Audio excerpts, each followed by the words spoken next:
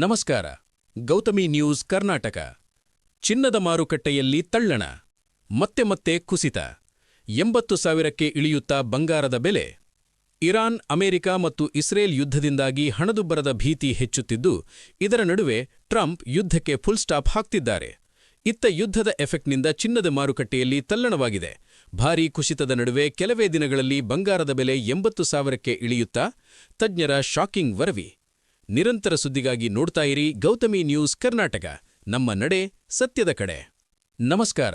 Gautami news Karnataka. ಚಿನ್ನದ ಮಾರುಕಟ್ಟೆಯಲ್ಲಿ ತಳ್ಳಣ, ಮತ್ತೆ ಕುಸಿತ, 80,000ಕ್ಕೆ ಇಳಿಯುತ್ತಾ ಬಂಗಾರದ ಬೆಲೆ. ಇರಾನ್, ಅಮೆರಿಕ ಮತ್ತು ಇಸ್ರೇಲ್ ಯುದ್ಧದಿಂದಾಗಿ ಹಣದುಬ್ಬರದ ಭೀತಿ ಹೆಚ್ಚುತ್ತಿದ್ದು, ಇದರ ನಡುವೆ ಟ್ರಂಪ್ ಯುದ್ಧಕ್ಕೆ ಫುಲ್ ಸ್ಟಾಪ್ ಹಾಕ್ತಿದ್ದಾರೆ.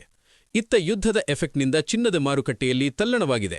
ಭಾರೀ ಕುಸಿತದ ನಡುವೆ ಕೆಲವೇ ದಿನಗಳಲ್ಲಿ ಬಂಗಾರದ ಬೆಲೆ 80,000ಕ್ಕೆ ಇಳಿಯುತ್ತಾ ತಜ್ಞರ ಶಾಕಿಂಗ್ ವರದಿ. ನಿರಂತರ ಸುದ್ದಿಗಾಗಿ ನೋಡ್ತಾ ಇರಿ ಗೌತಮಿ ನ್ಯೂಸ್ ಕರ್ನಾಟಕ, ನಮ್ಮ ನಡೆ ಸತ್ಯದ ಕಡೆ.